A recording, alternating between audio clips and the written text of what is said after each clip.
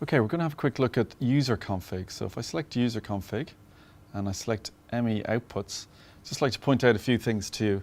At the moment we have ME1 output 2 is set to a preview of ME1.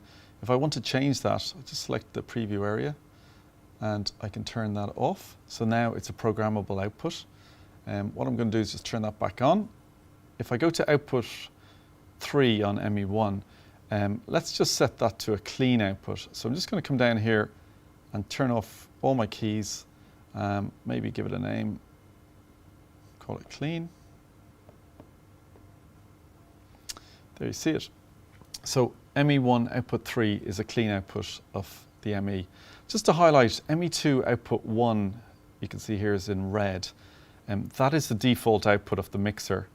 So just be careful of that. Leading on slightly from this is our aux bus area. Our aux bus outputs 1, 2 and 3 should always be locked. You'll see the little lock sign here as a panel lock. For safety, you want to lock the main 3 outputs on the mixer.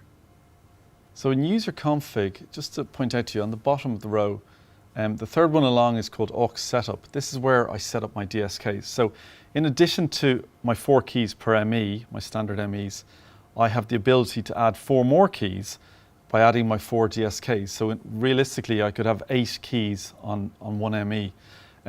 Also, I might be able to allocate them onto a clean feed. So I'll just point out to you here. So I'm in aux setup on the bottom, user config, and if I go down to my aux 6, which I've set to my clean feed, I could just maybe set a DSK to sit on that all the time.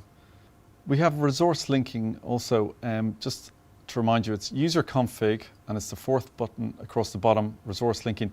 Here's where we set up our ME linking, our bus linking and our substitution tables. We're going to look at that in its own module a little later. And also at the very end we have multi-viewers.